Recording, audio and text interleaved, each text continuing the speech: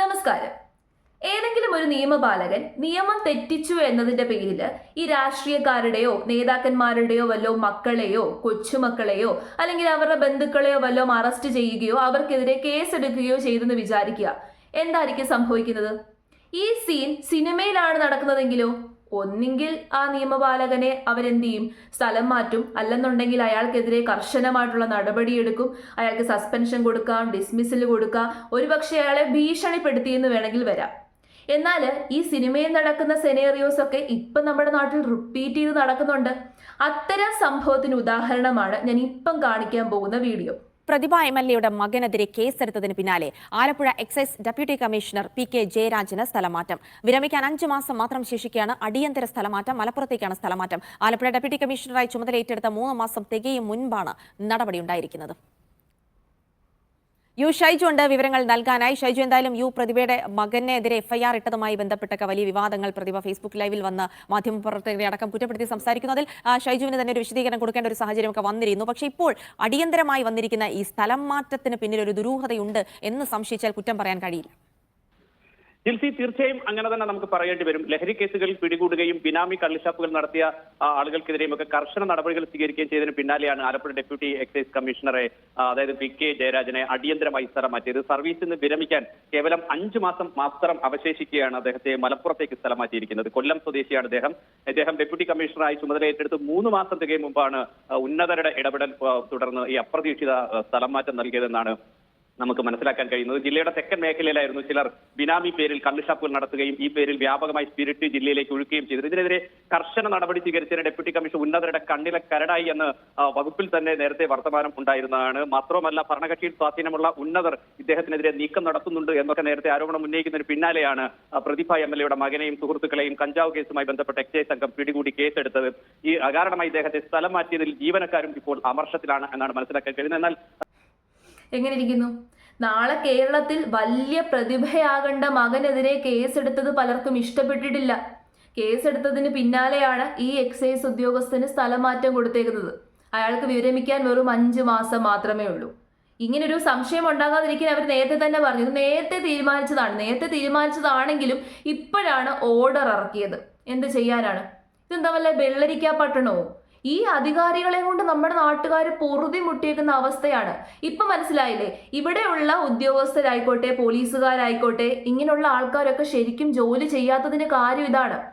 അവർ അഥവാ എന്തെങ്കിലും ഒരു ഹീറോയിസം കാണിച്ച് നിയമം തെറ്റിക്കാതെ ജോലി ചെയ്തു കഴിഞ്ഞാൽ അവരെ ഒറ്റപ്പെടുത്തും. നിയമം നോക്കി കർശനമായിട്ട് നടപടിയെടുക്കുന്ന ഉദ്യോഗസ്ഥരെ ഇവിടെ ഒറ്റപ്പെടുത്തും.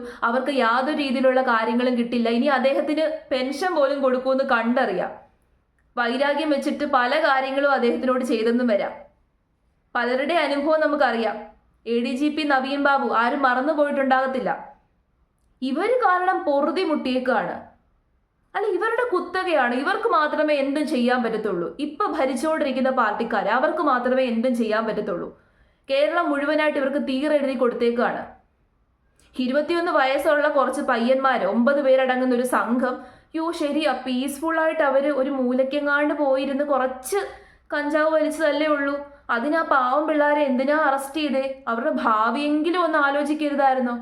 ഭാവി ഇതുപോലെയുള്ളവന്മാർക്കാണ് ഭാവി. നാട്ടുകാരുടെയും വീട്ടുകാരുടെയും സമാധാനം നശിപ്പിക്കുന്നവന്മാർക്കാണ് ഭാവി. ഇങ്ങനെയുള്ളവർക്കെതിരെ നടപടി എടുക്കണ്ടേ? കർശനമായിട്ടുള്ള നടപടി എടുക്കണ്ടേ? അല്ലെന്നുണ്ടെങ്കിൽ ഈ നാടിന്റെ ഭാവി എന്തുവാകും? ഈ സോഴ്സ് ആ പയ്യന്റെ കയ്യിൽ നിന്ന് അത് എവിടെ നിന്ന് വന്നു? ഇങ്ങനെയുള്ള കാര്യങ്ങളൊന്നും ആർക്കും അന്വേഷിക്കണ്ട, അല്ലെങ്കിൽ MLAക്ക് അന്വേഷിക്കണ്ട. നാട്ടുകാര് വോട്ട് ചെയ്ത് ജയിപ്പിച്ചതാ MLA നാടിന്റെ പീസ് കാക്കാൻ വേണ്ടിയിട്ട്, നാടിന്റെ കാര്യങ്ങൾ അന്വേഷിക്കാനും നാട് നന്നാക്കാൻ വേണ്ടിയിട്ട്. എന്നിട്ട് അതേ MLAയുടെ മകൻ തന്നെ ഇമാതിരി ഒരു തോന്നിവാസം ചെയ്യുമ്പോൾ അവർക്കെതിരെ കേസ് എടുക്കണ്ടേ? അങ്ങനെ കേസ് എടുത്തു കഴിഞ്ഞാൽ ഉദ്യോഗസ്ഥർക്കെതിരെ ഇതുപോലെയുള്ള പരിപാടി കാണിക്കുന്നു. അയാളെ ഒറ്റപ്പെടുത്തുന്നു, സ്ഥലം മാറ്റുന്നു. ഇതാണ് വിഷയം. ഇതേപോലത്തെ ഇൻസിഡന്റ് ആയിരിക്കാം നവീൻ ബാബുവിന്റെ കേസിലും ഉണ്ടായത്. പക്ഷെ അതും ഒതുങ്ങിപ്പോയി. ഇവരെ പോലെയുള്ളവർക്ക് മാത്രം ഇവിടെ എല്ലാ സുഖ സൗകര്യങ്ങളും എല്ലാ കാര്യങ്ങളും, ബാക്കിയുള്ള പാവങ്ങൾക്കൊന്നുമില്ല. ഏതെങ്കിലും പാവപ്പെട്ട വീട്ടിലെ ഒരു ചെറുക്കനായിരുന്നു ചെയ്തതെങ്കിലോ? ഈ MLAയുടെ മകന്റെ സ്ഥാനത്ത് ഏതെങ്കിലും പാവപ്പെട്ട വീട്ടിലെ ഒരു ചെറുക്കനായിരുന്നുണ്ടെങ്കിൽ ഇങ്ങനെ ആയിരിക്കത്തില്ലല്ലോ. സാധാരണക്കാരന്റെ മകനോടായിരുന്നെങ്കിൽ ഇങ്ങനെയുള്ള ഒരു കാര്യം ഉണ്ടാവത്തില്ലല്ലോ. സ്റ്റേഷൻ ജാമ്യത്തിൽ വെളിയിൽ പോലും വിടില്ല. ഏതോ നട്ടലുള്ള ഉദ്യോഗസ്ഥൻ കേസ് എടുത്തത് കൊണ്ട് മാത്രമാണ്, അത് മാധ്യമപ്രവർത്തകർ അറിഞ്ഞുകൊണ്ട് മാത്രമാണ് 9ാം പ്രതിസ്ഥാനത്ത് നിർത്തിയിട്ട് FIR ഇട്ടത്. ഇല്ലെന്നുണ്ടെങ്കിൽ സുഖമായിട്ട് ആ ഒരു FIR പോലും കാണത്തില്ലായിരുന്നു. കുറച്ച് ദിവസം കഴിയുമ്പോൾ FIR പോലും പോഹയായിട്ട് പോകും. അതാണ് യഥാർത്ഥത്തിലുള്ള റിയാലിറ്റി, ദ റിയൽ റിയാലിറ്റി. ഇവരെയാണ് നമ്മൾ വോട്ട് ചെയ്ത് ജയിപ്പിച്ചേക്കുന്നത്. നിയമപാലകരെ കുറ്റം പറയാൻ പറ്റത്തില്ല, സാധാരണക്കാരായിട്ടുള്ള പോലീസുകാരെ ഒന്നും ശരിക്കും പറഞ്ഞാൽ കുറ്റം പറയാൻ പറ്റത്തില്ല. അവരുടെ വീട് നോക്കാൻ വേണ്ടിയിട്ടല്ലേ ഈ കഷ്ടപ്പെട്ട് ഈ ജോലി ചെയ്തുകൊണ്ടിരിക്കുന്നത്. അപ്പൊ അവർ ഹീറോയിസം കാണിക്കാൻ പോയി കഴിഞ്ഞാൽ അവരുടെ വീട് പട്ടിണിയാവും. അതുകൊണ്ട് ഈ നേതാക്കന്മാരൊക്കെ പറഞ്ഞതനുസരിച്ച് അവര് മിണ്ടാതെ ജോലി ചെയ്തു പോകുന്നു. അവർക്ക് അവരുടെ കുടുംബത്തെ നോക്കിയല്ലേ പറ്റുള്ളൂ. ഇല്ലെങ്കിൽ ചിലപ്പോൾ അവരുടെ കുടുംബത്തിന് നാഥനില്ലാത്ത അവസ്ഥയാവും. ഇതാണ് റിയാലിറ്റി. വെള്ളരിക്കാപ്പട്ടണമെന്ന് ചുമ്മാതല്ല പറയുന്നത്. നാഥനില്ല കളരി പോലെയാണ് ഇപ്പൊ നമ്മുടെ കേരളം. ആരും ചോദിക്കാനും പറയാനും ഇല്ലല്ലോ. ഇവർക്ക് ഇവരുടെ തന്നിഷ്ടത്തിന് എന്തും ചെയ്യാം, ഏതും പ്രവർത്തിക്കാം, എന്തും കാണിക്കാം.